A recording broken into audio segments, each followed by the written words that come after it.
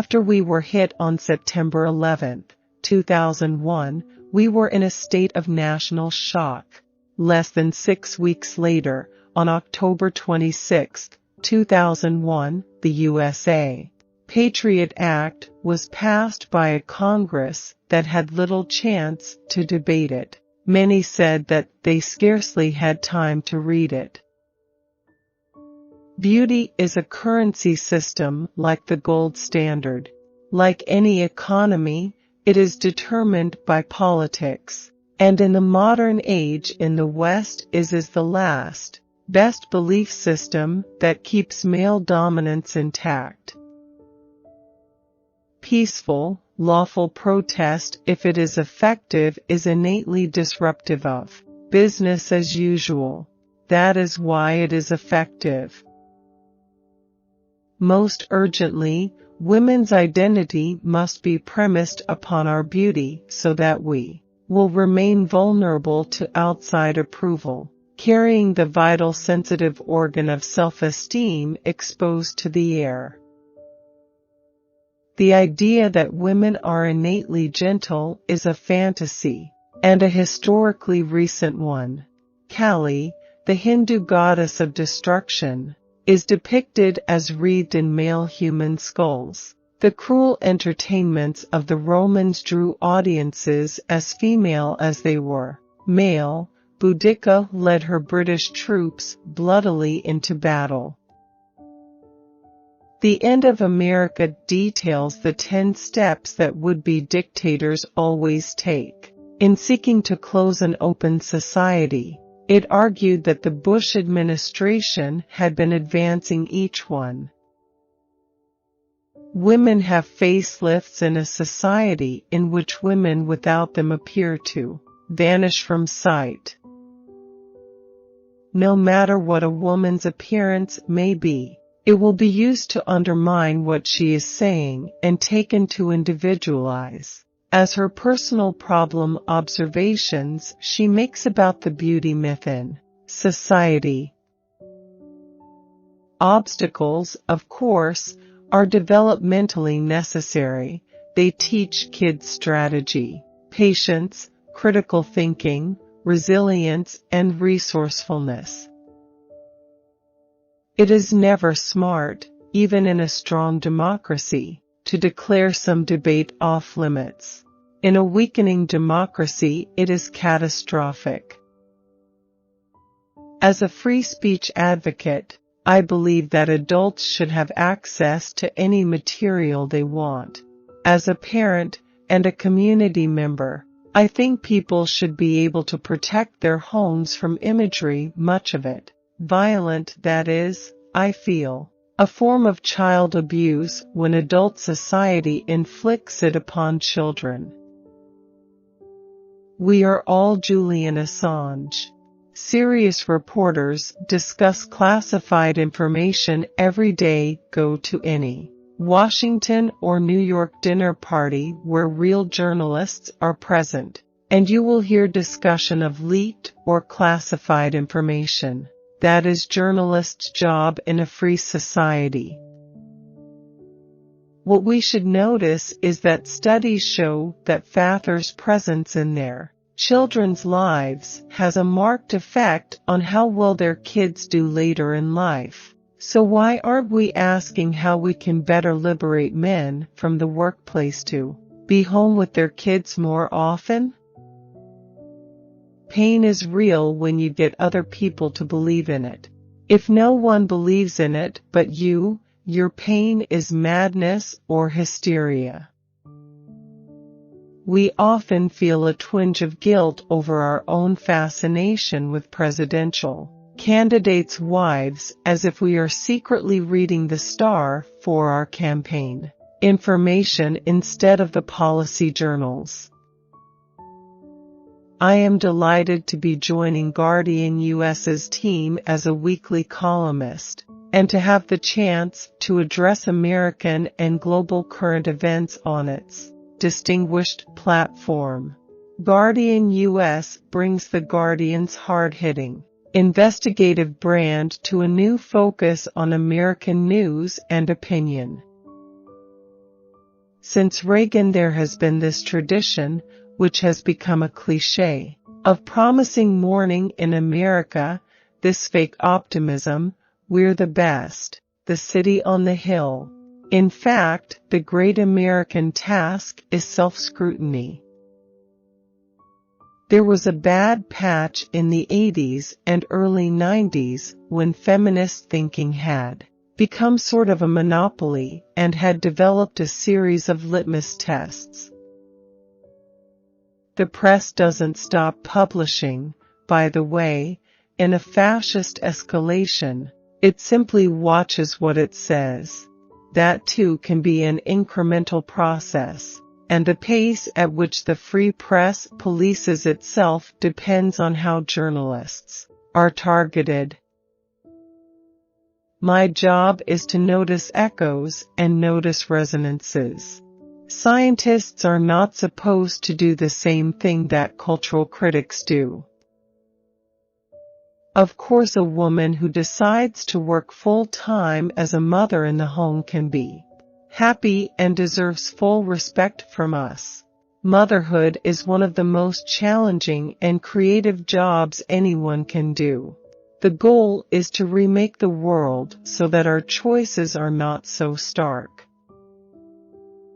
Italy in the 1920s, Germany in the 30s, East Germany in the 50s. Czechoslovakia in the 60s, the Latin American dictatorships in the 70s, China in the 80s and 90s, all dictatorships and would-be dictators target newspapers and journalists.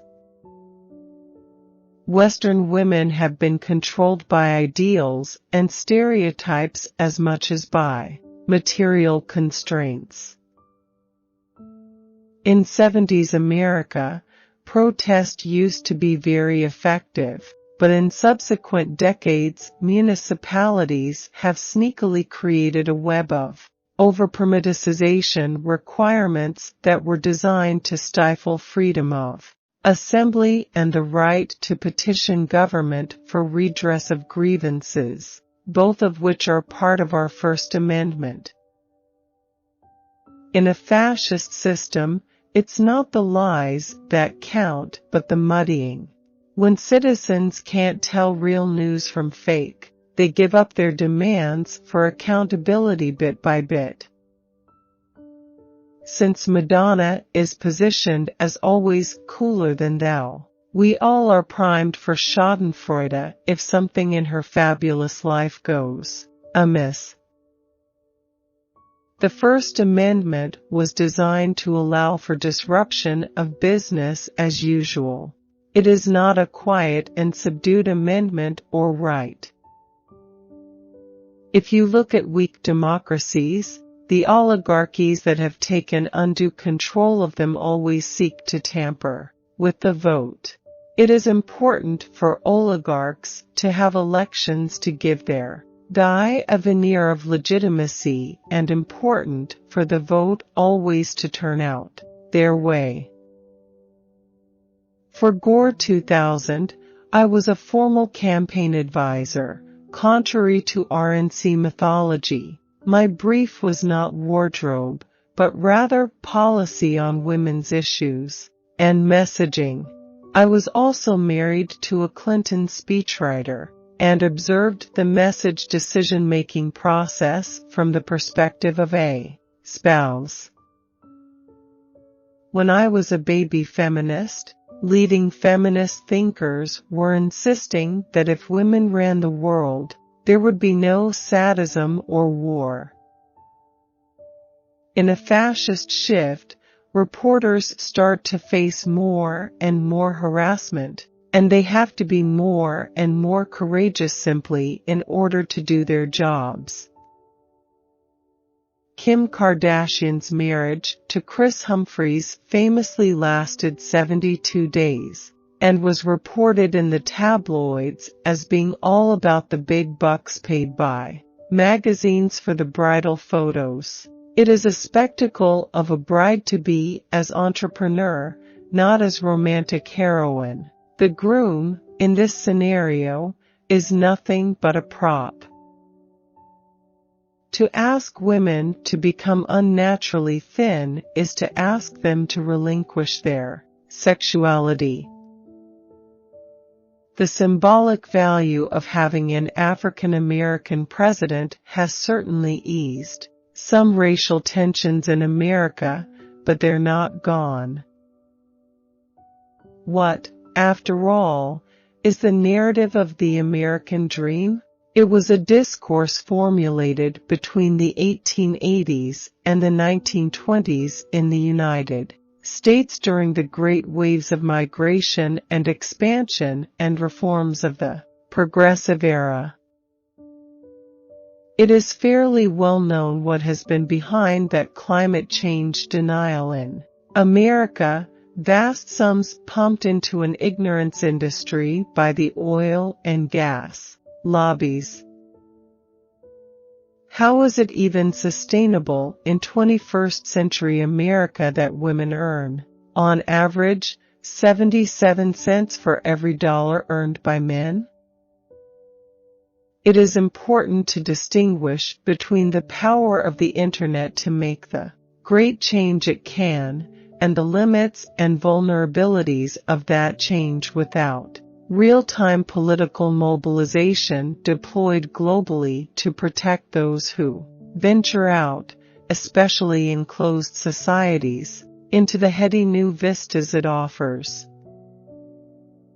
A utopian future for the Internet could be secured if the heavy-duty influencers and the grassroots influencers tweeting along can create a new global organization peopled with defenders of Internet freedom.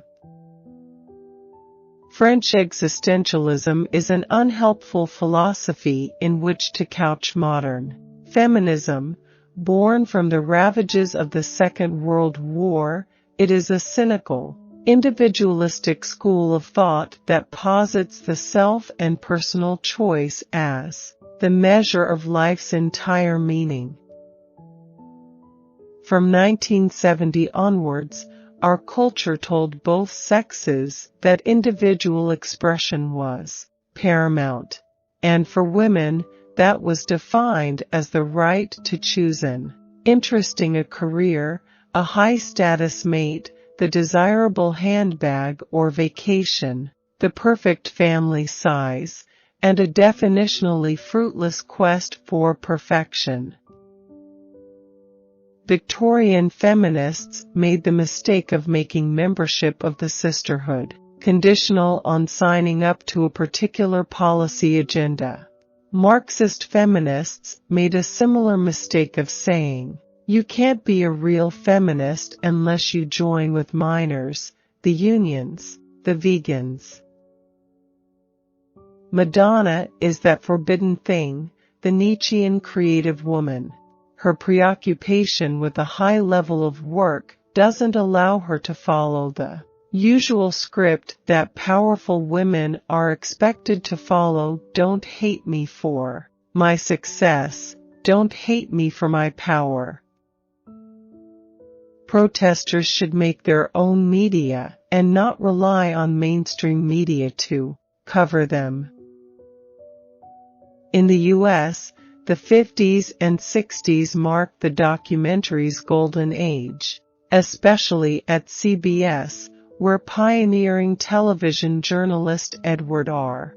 Murrow, immortalized in George Clooney's Good Night and Good Luck, produced such landmark investigations as the CBS Reports program Hunger in America. For all the power of video and film, I am not giving up my pen. I am just much more likely to try to link essays to webcasts or videos. The best way for these two media to move forward, to inform and make change, is in tandem.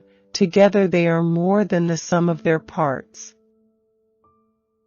Documentary film without nuanced journalistic sourcing risks being sensational, tendentious, or broad-brushed.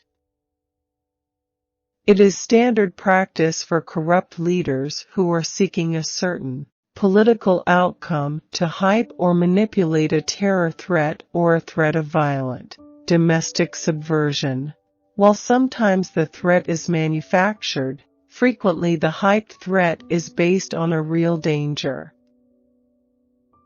Let's dare to release our immature fantasies of a magically faultless U.S. system and a magically protected election process. We have been lucky as a nation, but sometimes continued luck depends on action. Citizens who live or work near protest sites or marches have every right to be free of violence from protesters, and they should never be subjected to destruction of property. The First Amendment applies to rogues and scoundrels. You don't lose your First Amendment rights because of a sleazy personality, or even for having committed a crime. Felons in jail are protected by the First Amendment. The Tea Party emerged from a laudably grassroots base, libertarians, fervent constitutionalists, and ordinary people alarmed at the suppression of liberties, whether by George W. Bush or Barack Obama. I'm a big believer in debate and difference of opinion. Every Yom Kippur, Jewish tradition requires a strict spiritual inventory. You aren't supposed to just sit around feeling guilty, but to take action in the real world to set things right. I don't think most men do hate women at all. I think most men are trying their best and facing acculturation into masculine behavior that forces them to deny their own humanity and to exaggerate distance from the world of women.